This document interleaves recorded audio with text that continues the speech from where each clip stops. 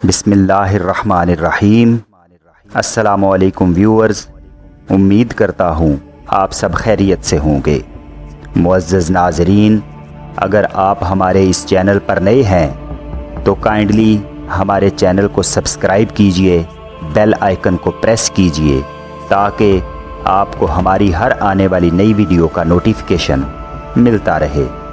معزز ناظرین، سلطان نور الدین زنگی رحمۃ اللہ علیہ سیریز میں آپ کو خوش آمدید کہتے ہیں۔ تو چلیے سلطان نور الدین زنگی رحمۃ اللہ علیہ کی ایپیسوڈ نمبر 69 کا آغاز کرتے ہیں۔ پھر عبدہ نے شمس الدین کی طرف دیکھتے ہوئے کہنا شروع کیا، میرے بیٹے، تم نے غلط اندازہ لگایا۔ مجدد الدین کم از کم اندر آ کر یہ تو پوچھتا کہ ان دونوں نے کیوں شور کر رکھا ہے۔ میرے بیٹے، کچھ کپڑے دھونے کے لیے پڑے ہوئے تھے، وہ کپڑے اٹھا کر مرسینہ جب دھونے لگی تو بھاگ کر وہ کپڑے مشال نے چھین لیے۔ کہنے لگی، یہ کپڑے میں دھوؤں گی۔ پھر مرسینہ وہ کپڑے چھیننے لگی، بولی، یہ کپڑے میں دھوؤں گی، یہ کپڑے میں دھوؤں گی۔ اس طرح دونوں بہنیں میرے کپڑے یعنی میرا کام کرنے کے لیے آپس میں تکرار کر رہی تھی کہ ایک کہتی تھی میں کپڑے دھوؤں گی، دوسری کہتی تھی میں دھوؤں گی۔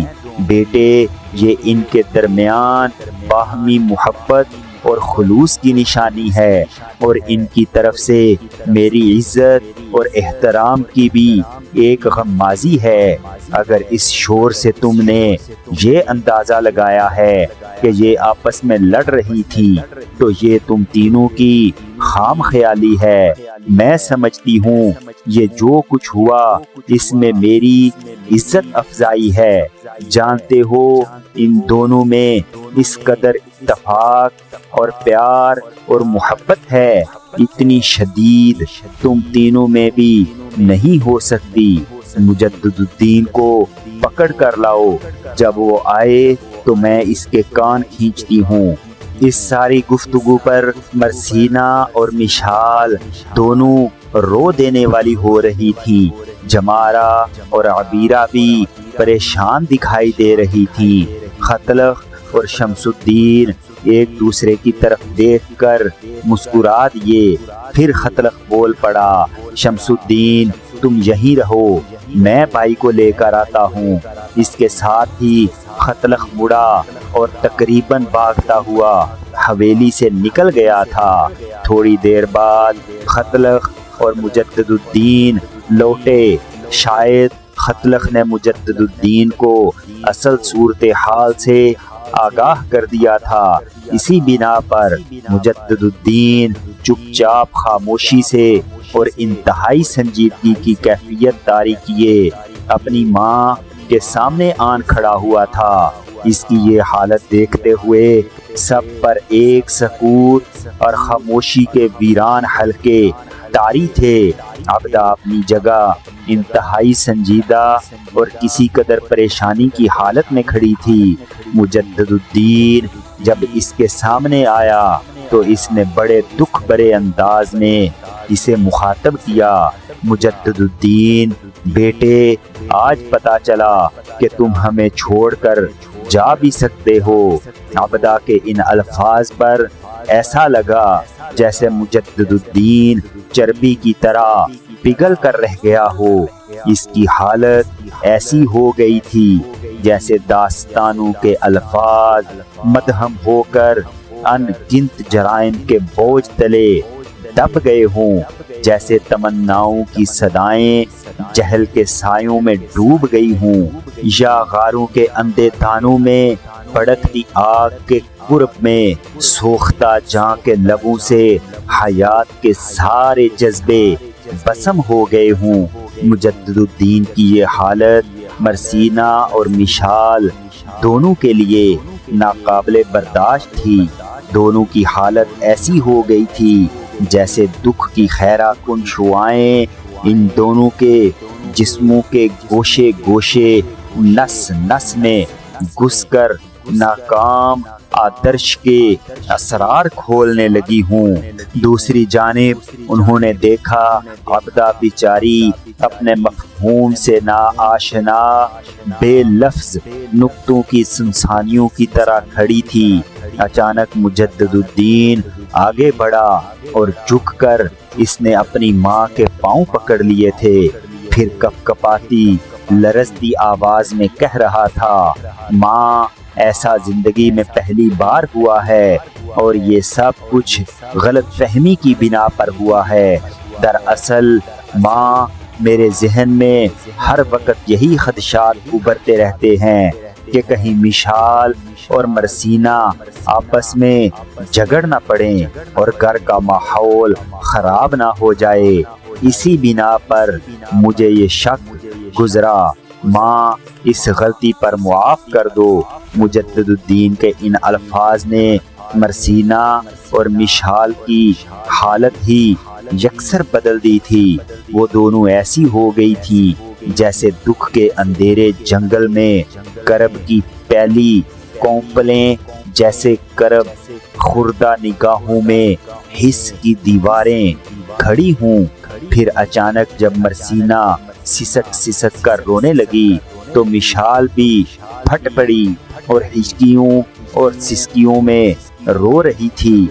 इस मौका पर शमसुद्दीन तेजी से आगे बढ़ा, अपना मुंह अब्दा के कानों के पास ले गया और प्यार से सरगोशी करके कहने लगा, माँ, कितनी बुरी बात है। भाई आपके कदमों में पड़े हुए हैं और बिल्कुल चुपचाप खड़ी हैं। अम्मा, ये भाई के साथ ज्यादती है। अम्मा, जरा सोचो, बड़े बड़े लश्करों को जेरो जबर कर देने वाला सालार, बड़े बड़े नाकाबिले शिकस्त तसव्वुर किए जाने वाले सूरमाओं को लम्हों के अंदर अपने सामने रोक देने वाला आपके पाँव में इंतहाई बेबसी और लाचारी के आलम में पड़ा है। शमसुद्दीन के इन अल्फाज पर अब्दा फट पड़ी, रो दी थी, झुकी और मुजद्दिदुद्दीन को उठाया, गले लगाया और पेशानी चूमी। ये सूरत हाल देखते हुए मरसीना और मिशाल पहले ही रो रही थी। जमारा और आबीरा, अजबल सब रो रहे थे। अपने साथ लिपटाए ही लिपटाए अब्दा ने मुजद्दिदुद्दीन को मुखातब किया, मेरे बच्चे, तुझे थोड़ी देर में मैंने जमीन पर इसलिए पड़ा रहने दिया ताकि मुझे अपनी गलती का एहसास हो। ऐसा रवैया तुमने कभी हमारे साथ रवा रखा ही नहीं। बेटे, किसी सुनी अनसुनी बात पर फौरन आखिरी फैसला नहीं कर लेना चाहिए।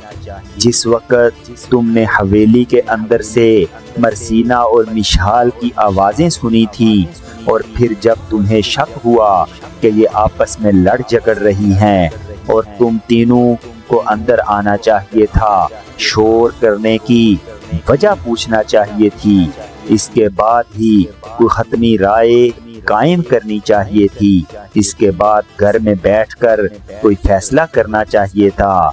तुम्हारा इस तरह से घर से चले जाना, क्या तुम समझते हो मेरे, मरसीना, मिशाल और दीगर घर के अफराद के लिए काबिल बर्दाश्त है? मुजद्दिदुद्दीन मुस्कुरा दिया, मुंह आगे बढ़ाकर माँ की पेशानी पर लंबा बोसा देने के बाद कहने लगा, अम्मा, आपसे तो मैं मुआफ़ी मांग चुका हूँ, फिर मांग रहा हूँ, लेकिन इन दोनों से मुझे कोई गिला शिकवा नहीं, बल्कि मैं तो खुश हुआ हूँ कि ये आपके काम की वजह से एक दूसरे पर सबकत ले जाने की कोशिश कर रही हैं।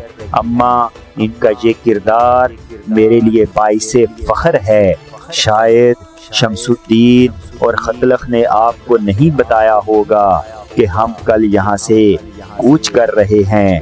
अम्मा, गोसनीतरा के नवाह में मैंने एक लश्कर को शिकस्त देकर भाग जाने पर मजबूर किया था, लेकिन अब वहाँ पहले की निस्बत ज़्यादा सलीबी जमा हो चुके हैं।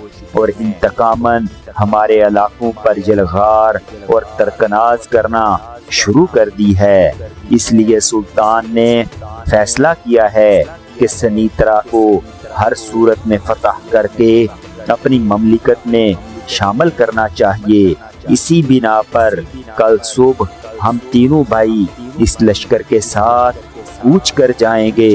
عبدہ مسکرا دی، کہنے لگی، میرے بچوں، میرا اللہ تمہیں ہر محاذ، ہر مہم پر کامیاب اور کامران رکھے۔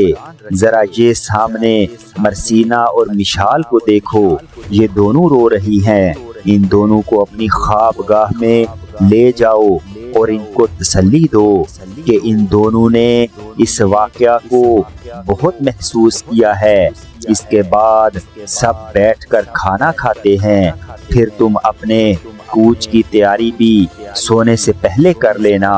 پھر عبدہ نے مرسینہ اور مشال کی طرف دیکھا اور انہیں مخاطب کر کے کہنے لگی، میری بچیوں، جو کچھ ہوا غلط فہمی میں ہوا، اب تم اپنے کمرے میں جاؤ۔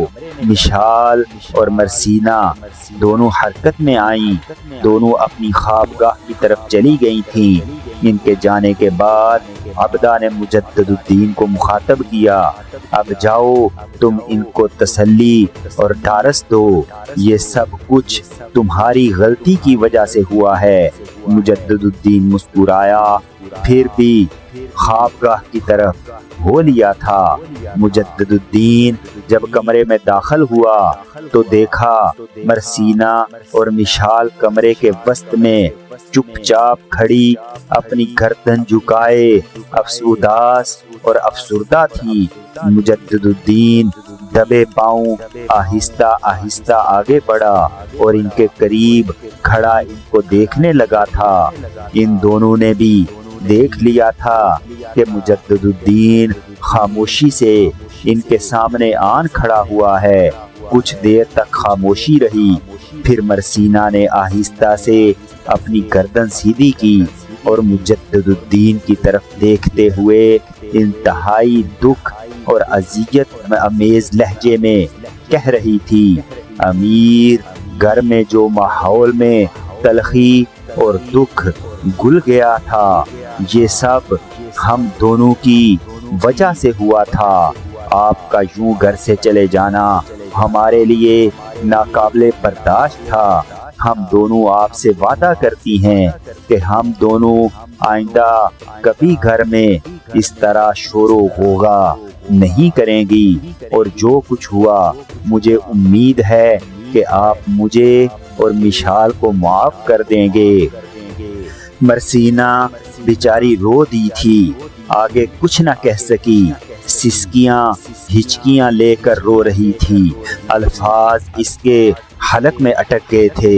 اس کی اس حالت پر مشال بیچاری اس سے بھی بڑھ کر رونے لگی تھی۔